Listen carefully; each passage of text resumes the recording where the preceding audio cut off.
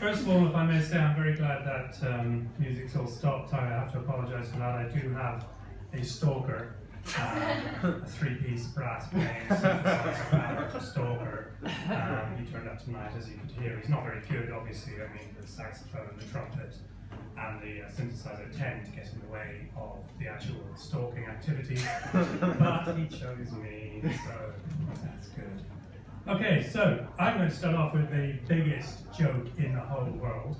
The biggest joke in the world, which is obviously America. Well, pan to America. America, you used to be a joke, but as of yesterday, you're the punchline. And by punchline, I mean the very long queue of middle-aged, undereducated white men lining up to punch an immigrant. Sorry I had to explain that joke. I do have to explain it. I mean, obviously it's a rule of comedy. If you have to explain a joke, it's a bad joke. And that pretty much does describe America. It is a bad joke. But, you know, I've learned a lot about jokes. I read a lot of joke theory. The last thing I read was by Richard Dawkins, who has a theory of jokes and time. And he says that if you take a joke and you wrap it around a Higgs boson, you can affect time. Of course, you should never do that live on stage, as I've just done. Otherwise, you could end up trapped in an infinite Richard Dawkins, who, in his theory of jokes and time, if you take a joke and very carefully wrap it around the Higgs boson, you can affect time. Of course, you should never do that on stage, as I have just done. Otherwise, you could end up wrapped up in an infinite Richard Dawkins, who, in his theory of jokes and time, has said that jokes can affect time. Excuse me a second. If you take a small joke and wrap it around a Higgs boson, sorry, you can, of course, you should never do that on stage because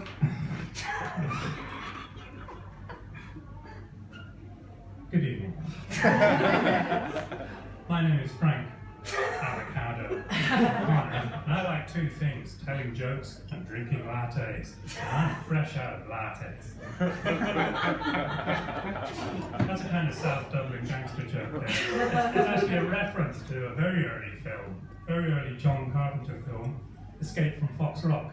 So in that film, the government has finally walled off Fox Rock completely. It's descended into anarchy after a dispute over what's the best flavour of Nespresso. So Snake Plissken gets into Fox Rock and he has to fight against Ireland's only famous superhero, the Cape Crusader, St. Patrick. Now, St. Patrick famously got rid of all the snakes in Ireland, every single last one. So you can imagine how furious he is when Snake Plissken turns up in Black Rock. One more snake to get rid of. So there's a big fight. That's the film, obviously. That's the film, and this is reality. Yeah. So, in reality, we actually know very little about St. Patrick. Hardly anything at all, except that he did get rid of the snakes. I am old enough to remember when Ireland was full of snakes. I mean, they were everywhere. It was a real pain. You couldn't go to work, you couldn't get a coffee.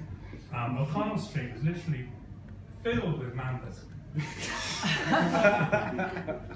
fact, Lou Bega wrote his song, Mamba Number 5, after an incident in O'Connell Street when he was counting the mambas. And he got to the fifth one, and it bit him. It paralysed him all the way from his neck all the way down to his songwriting muscle. Now, sometimes when I do this and I say, from his neck all the way down to his songwriting muscle, people think I might be referring there to Lou Bega's penis. But I'm not. I mean, he actually does have a songwriting muscle. So far, it's helped him write exactly 2 songs. Number 5, and another one, which is actually, ironically, all about his penis. And all the ladies that he'd like to put it in. I mean, basically, he just lists them. He just names them. Alice, Rita, someone else. And literally the point of the song is he'd like to put his penis into any or all of those ladies. So really what he should do is he starts a religion of his penis, Lou Bega. And that will be full of like vegans who only eat chickpeas and mambos. However, it's a religion that someone argues against, and the person who argues against that religion is Richard Dawkins. Richard Dawkins doesn't agree actually with counting mambas the way Lou Bega did. What Richard Dawkins says is that there's literally millions of mambas in the world, right? Mambos, there's in the Caribbean, in South America, there's mambos everywhere. So to just get to number 5 and decide that one's your favourite really isn't what you should do. So he argued against Lou Bega on that point. And Lou Bega brings me back to St. Patrick, which I will finish on. So I'll just wrap up with a bit about St. Patrick. So St. Patrick, obviously, he didn't actually get rid of all the snakes in Ireland. That's just a metaphor. Yeah, he didn't do that. That's ridiculous. What he did was he simply ate them all. So he started at the top of O'Connell Street and he ate his way down.